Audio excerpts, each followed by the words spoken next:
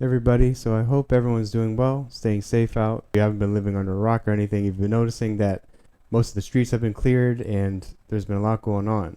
So with all this in mind, of course, some of you are probably working from home. Maybe you're looking to graduate pretty soon, and you're not too sure exactly maybe how to communicate with other people because you have to do the social distancing. So we definitely want to be keeping a lot of distance during this time. I just want to talk a little bit today maybe about some of the key things we can do. Just some maybe little key features you can use for tech to work from home. There's lots of different apps out there, and there's lots of other things just to communicate from other people.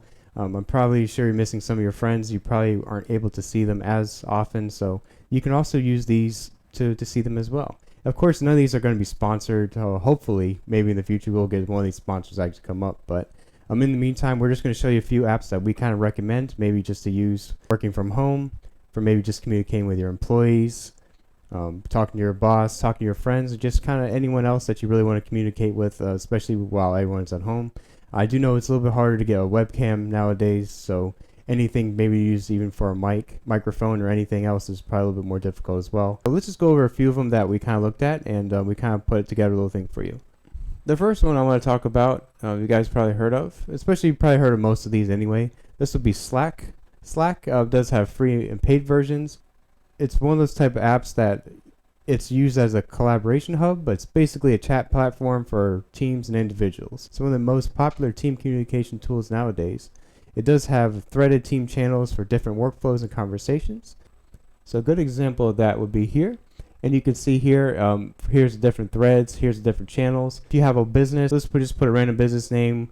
We'll call it Rockies. So you want to put Rockies is your main business, and then you want to put maybe Rockies has different aspects of the business. So you want to put maybe like marketing, you can put like social media, you can put projects, you can put maybe all the teams, and all these different groups. They're grouped for maybe individuals, or you just want to keep everything very, very organized.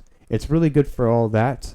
If you have like even a document, you can upload it and then get comments directly on that document in particular. So you can see exactly who uploaded it and who they're targeting, and you can comment directly on that, whatever they uploaded there. And it doesn't attach to the other channels or anything else. It's very specific. It's really good. This also has video calling, file sharing, and it integrates other tools such as Google Calendar and lots of other different apps. It also has connections to like Twitter and other different types of social media, so you can compile all of that and bring it up.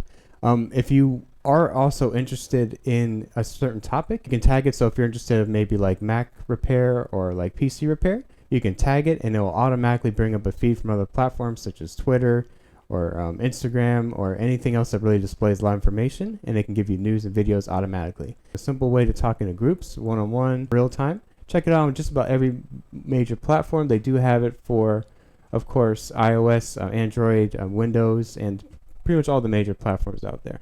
Another one I also want to talk about would be Google Hangouts. This is more proprietary. They did put it in some of the Android devices. Now it's just kind of more of a separate thing. You probably never really heard of the paid version if you're just using it very casually with your Android device. The free version actually just kind of does more video calls, phones, and messages. You probably heard it before they even introduced SMS messaging. They used this. The Google Hangouts was a standard one. And of course, you can use it just for messaging, for videos, and for voice. It's a very, very basic tool. But if you have a paid option, what it's going to do in the paid option is there's one that's called Hangouts Meet. And it's more of a secure video meeting for any type of business or any type of group chat. This one also has dedicated rooms, and it has channels for conversations with deeply integrate with a G Suite. So like if you have a question for like one of your emails, or like look up this document they uploaded, there's an AI bot that actually helps you. You can research it, and you can find it inside the group chats. It does do, of course, text, voice, video chats. You can do one-on-ones, you can do groups.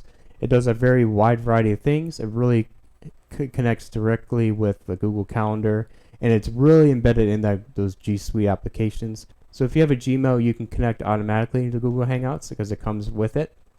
You can just do the basic phone call, video call, and messaging, and usually you can see it on the side of the panel when you do contacts or make a message, anything in the Gmail app.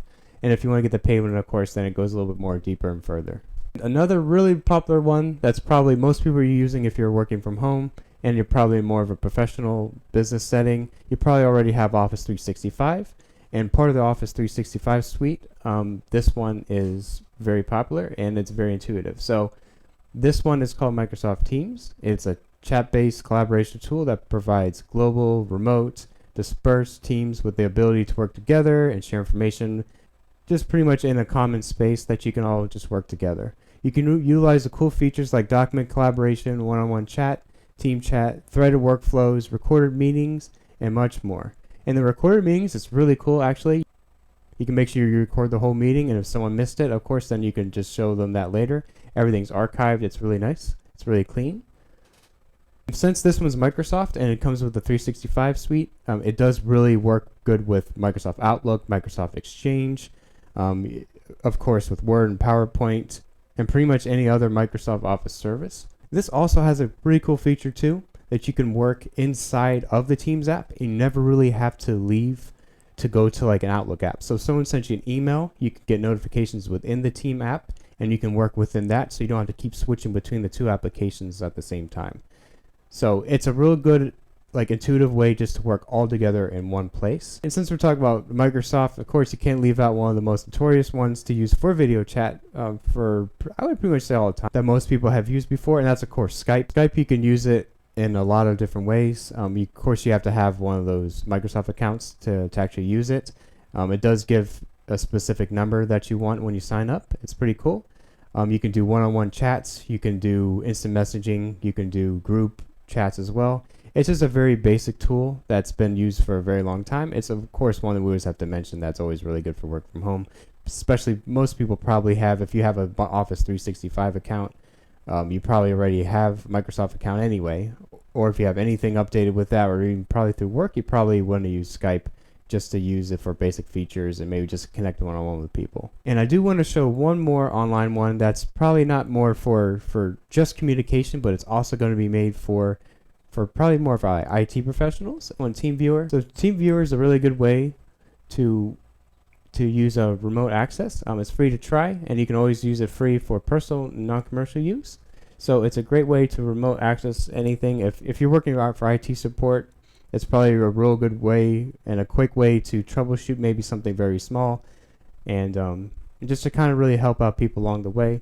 And of course, if you're working from home or you're doing any type of business, if you need to see someone else's computer, they just maybe can't understand something that's easy to see just through remote access, this is a great way to do that. Just a few different programs and apps you can use while you're social distancing, and just kind of really trying to do everything at home. I know it can be a little bit more difficult, so we try to do all those things we can for you. Just try to give you a little bit of information.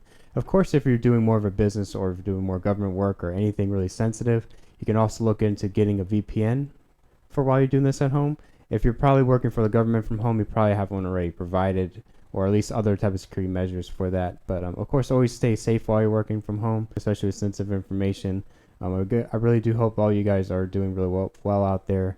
Always stay safe, not just physically, but mentally as well, because I do know being encapsulated in a room, or even some of you people in the dark cave out there, can be a little bit draining.